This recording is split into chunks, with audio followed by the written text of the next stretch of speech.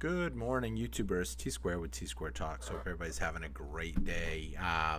Today's video, I'm kind of just going to be talking a little bit about a variety of different things, only because it's hard sometimes to come up with a good video topic that a lot of people will like. I try to do different videos, not just come on here and tell you the same thing. Silver's going to go higher, gold's going to go higher, and that's it.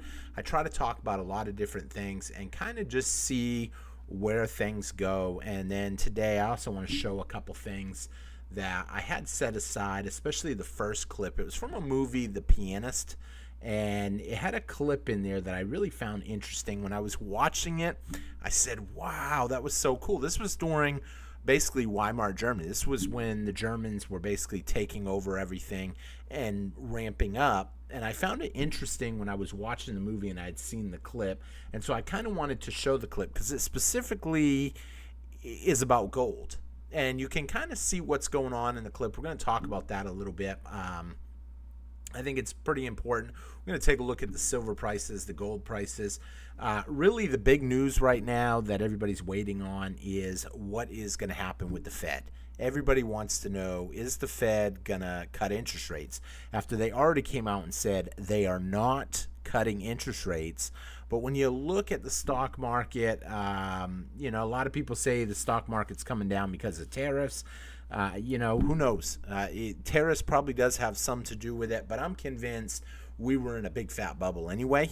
And who knows? We'll see what happens, how it plays out. Obviously, one asset that's not in a bubble, in my opinion, is going to be silver. We're going to talk a little bit about that. If you guys enjoyed today's video, please take a quick second, hit that thumbs up button for me, hit that like. It really does help out. A lot of people watch the videos and they always forget to hit that like, but it makes a big difference if you hit it. Please be sure and check out some of our other great videos, and if you're not subscribed, hit that subscribe button because it really does help the channel out. I know yesterday I put up a really awesome video. I'm surprised it didn't have more views because it had a really good layout of what happened during the last stock market crash and why we saw gold and silver come down. And I'm not convinced that we're going to see that pullback this time, even though a lot of people think that pullback is going to happen. But I don't want to beat that horse too much because I just did a whole video where I showed you guys clips on it yesterday, and there will be a link to it at the end, or you can just check out the page and check yesterday's video out and tell me what you think in the comments. So moving on real quick, let's take a look at the silver price before we get started. We'll do a quick little recap. We got silver up today. Silver actually did really good today. It was up to 33, but then it had a little bit of a pullback by 30 cents. But at the end of the day, it still came up higher, so that's a good sign. We've got silver right now trading at $32.70. A lot of people are looking at silver. Honestly, I think silver is totally undervalued. We got the gold to silver ratio through the roof. Does that mean I won't buy gold? No, I still kind of like gold. I'm not going to lie. It might be to the point where I was kind of looking at my gold collection the other day, and I was like, man, am I getting too much? Should I tone it down on gold and move over to silver? Should I trade some of that gold? I've been wanting to, but it's hard to find someone that's willing to maybe trade some gold. I wouldn't mind trading, like 5 ounces of gold, maybe 5.5 ounces of gold, and get a monster box of silver would be really cool. But it's hard to find someone that's willing to do that has a good testable monster box and that I can kind of control the setting, because you really need to be careful. If you go out and you trade with people, you need to be careful what you bring out into the wild, I'll call it, because things do happen.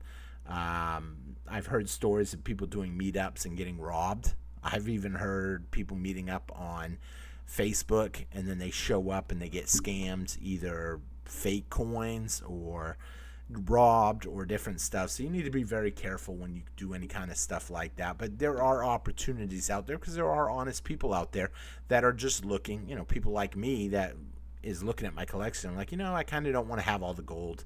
I'd rather get more silver under my belt. So you guys know I prefer silver because I think the profit margins are going to be bigger on silver. But if you try to trade with a coin shop, and some of you guys are in a lucky position, you have coin shops around you, and the coin shop might give you a great deal. But from what I have seen, if I drive to San Antonio, which is the nearest coin shop to me, which is, a couple hours away, really, a lot of times what they want to do is they want to buy your gold at spot price, and then they want you to buy their silver with their high premium. Now, I'm not saying that's horrible, but I am saying you do lose out on what should be right now an 88, roughly 88 to 1 trade ratio.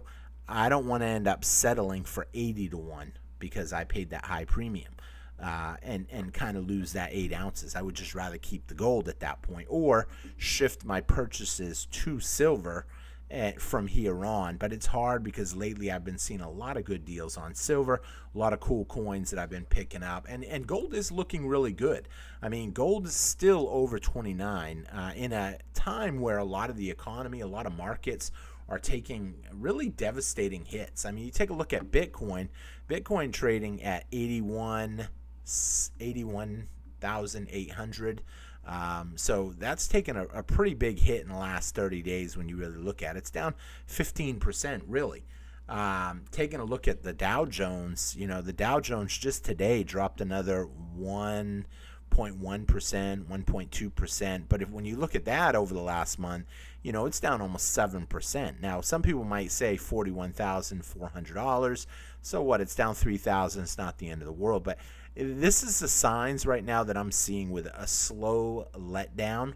The bubble, the air is being let out slowly, which is kind of good because in a way, I hate to say it, it's not going to give people a lot of time to jump out of it because they're slowly cooking them. It's like that old slogan, a frog don't jump out of a pot of water if you slowly start heating it up. And that's exactly what we're seeing with the stock market. We're seeing the air slowly let down.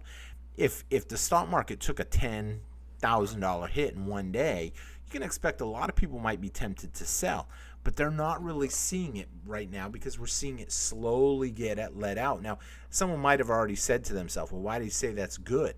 I mean, it's good because those of us that are stacking precious metals, we get to keep picking it up at a cheaper price. What do you think is going to happen when people realize that, Bitcoin is just continuing to come down?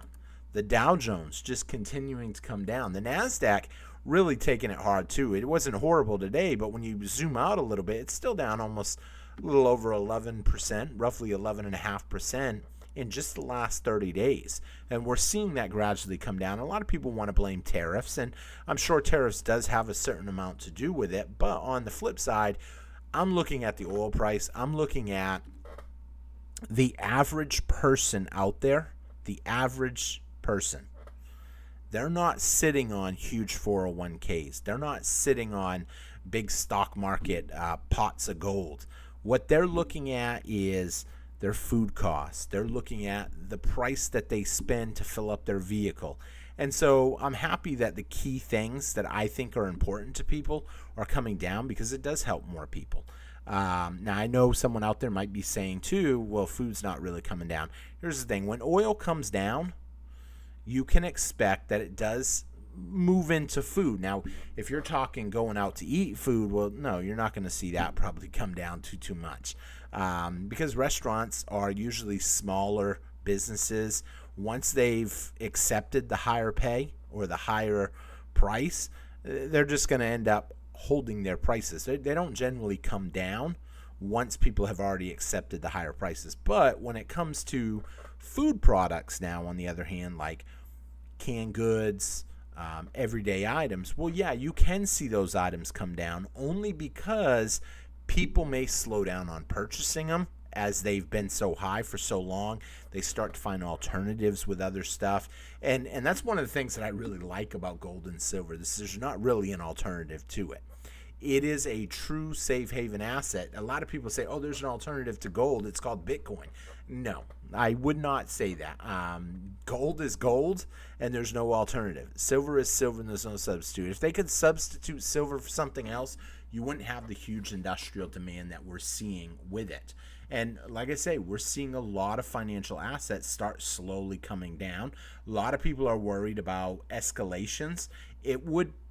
I don't want to see escalations happen, but if they do happen and the U.S. can stay out of it, it kind of could benefit us, because it could make it to where we're selling a lot of stuff, resources and stuff, to these other countries, and really increasing our GDP. Because let's be honest, our debt in this country is horrible. We've talked about this numerous times.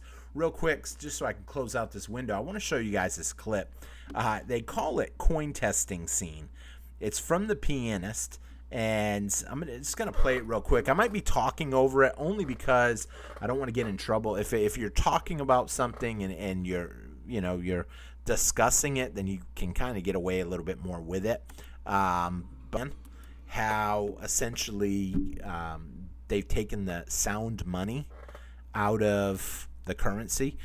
We saw that in 64 with all of the silver. We actually seen it even earlier when they took out the gold out of the actual money. We started using paper, gold notes. And then on and on, we took out in 64, we took out the silver. For crying out loud, in 82, they can't even make an honest penny anymore, because a penny is not made out of copper, it's made out of zinc. And that's why you're seeing the increase in a lot of base metals.